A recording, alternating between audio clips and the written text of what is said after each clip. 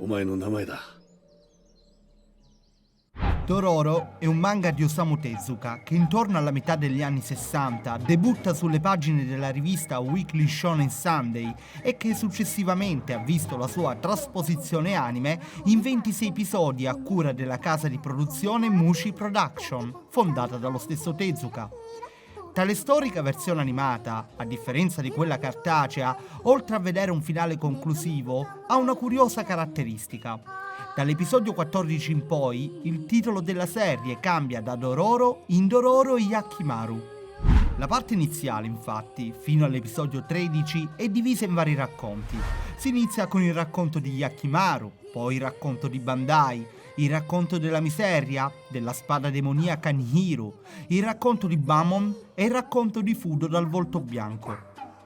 Sebbene altre serie del maestro Tezuka, qualche anno più vecchie di Dororo, come Astro Boy, Kimba il leone bianco, la principessa Zaffiro, siano comunque giunte in Italia con un loro doppiaggio a cavallo tra la fine degli anni 60 e l'inizio degli anni 80, Dororo approda solo nel 2015 sulla piattaforma di streaming Vid, esclusivamente con i sottotitoli a cura di Dynit.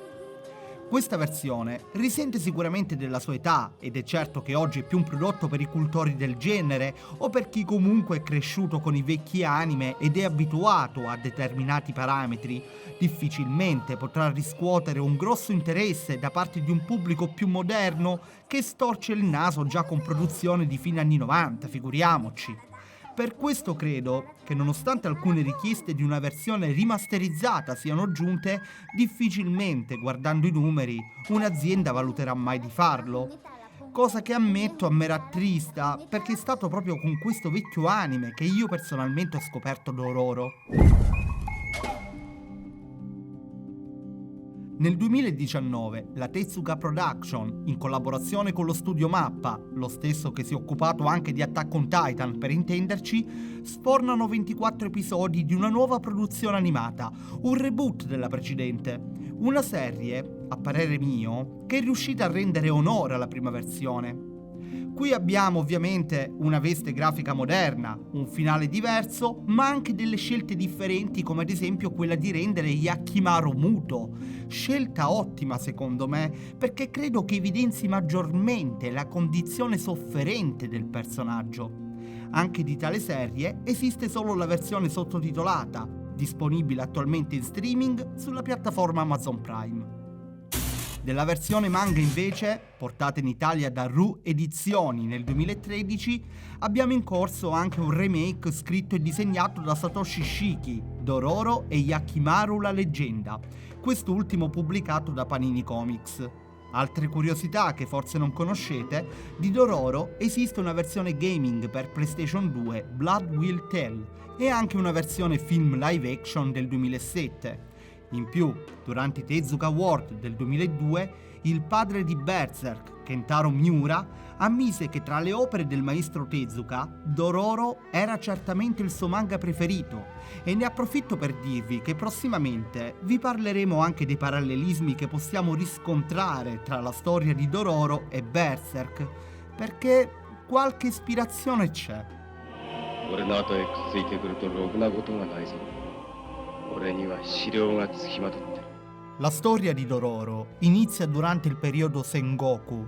Un daimyo, per placare la sciagura e la carestia che si è abbattuta sul suo feudo, stipula un patto con 12 demoni ai quali offre il proprio figlio primogenito ancora in grembo alla madre.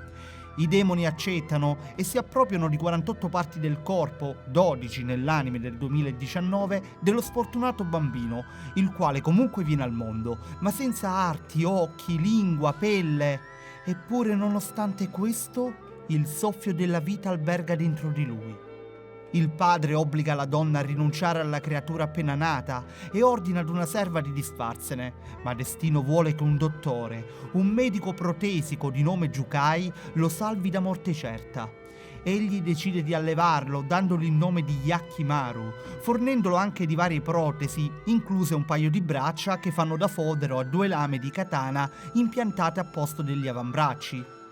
Jukai, per Yakimaru, sarà una figura paterna, ma anche un maestro che gli insegnerà a difendersi e ad essere in qualche modo autosufficiente.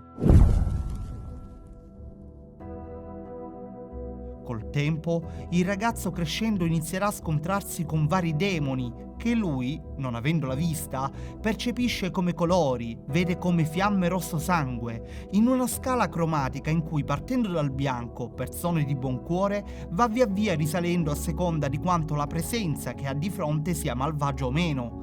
Letteralmente, Yakimaru vede lo spirito delle cose. Si rende conto anche di una cosa molto importante. Quando nei suoi scontri elimina uno dei 12 demoni che stipularono il patto con suo padre, riacquisisce le parti del corpo sottratte da esso. Lo scopo della vita del giovane Yakimaru diviene quindi quello di combattere i demoni ad ogni costo, sia per riottenere il suo corpo originale, sia per liberare le genti dai malvagi spiriti. Sul suo cammino sarà affiancato da un giovane furfante di nome Dororo, che nonostante all'inizio cerchi di dissuadere dal seguirlo, alla fine diventerà la sua fidata spalla e forse anche l'unica persona ad avergli mostrato un briciolo di affetto dopo Jukai. Le tematiche affrontate in quest'opera sono molto delicate. Più volte la serie ci pone in maniera molto sottile davanti al trolley problem, cercando di farci automisurare il nostro utilitarismo. Già nella parte iniziale, il sovrano di quelle terre disastrate usa suo figlio come merce di scambio con i demoni. Ovviamente sappiamo che le sue intenzioni sono egoiste, in quanto non può mirare al potere massimo se davanti a sé ha delle terre disastrate. Eppure, la sua azione spregevole porta beneficio a tutto il popolo che stava morendo di carestia. Ci sarebbero mille se e mille ma da porsi, primo fra tutti quanto davvero potremmo fidarci di un gruppo di demoni, certo, ma è un interessante spunto di riflessione. Da una parte dunque abbiamo il daimyo, che è palesemente una figura corrotta, che per egoismo ha sacrificato il proprio primogenito, ma che conseguenzialmente questo ha debellato la carestia e salvato l'intero feudo. Dall'altra abbiamo Yakimaru, che ovviamente è il buono, privo di colpe, che caccia i demoni e cerca di recuperare il suo corpo, ma di conseguenza ogni volta che uno di questi demoni muore, una sciagura torna ad abbattersi su quelle terre, con ovvi danni all'intero popolo. E di questa tipologia di riflessioni e problemi la serie ne è piena, molti dei quali è proprio il personaggio di Dororo a risolvere. Egli rappresenta il giusto mezzo. In un mondo che è sempre in una continua lotta tra i due estremi, Dororo sembra suggerirci che è l'equilibrio la giusta risposta da dare. Dororo è una serie che cerca di direzionare lo spettatore verso il bene, ma non ha la presunzione di dare risposte. Lascia che siate voi a farvi un vostro giudizio guardando le azioni dei vari personaggi. Se per voi il fine giustifica sempre i mezzi a prescindere, vi farete un'idea. Se il sacrificio deve essere una scelta individuale, ve ne farete un'altra. La miseria umana, la sofferenza, il pentimento, come nel caso della storia di Jukai, sono argomenti spinosi che Dororo ci serve in ogni episodio senza tanti fronzoli. Vi ho parlato di questi temi centrali su cui tutta la storia poi alla fine si costruisce, ma sta a voi appunto guardare Dororo e coglierne il messaggio che questa serie meravigliosa e profonda vi riuscirà a trasmettere. E quando lo farete, oppure se l'avete già fatto, tornate sotto questo video e scrivetemi in un commento quali emozioni e quali pareri avete maturato in merito. Se il video ti è piaciuto, ti invito a lasciare un like, a commentare per farmi sapere il tuo pensiero al riguardo. In descrizione vi lascio i nostri contatti social, Facebook, Twitter, Instagram, canale e gruppo Telegram al quale vi invito ad unirvi.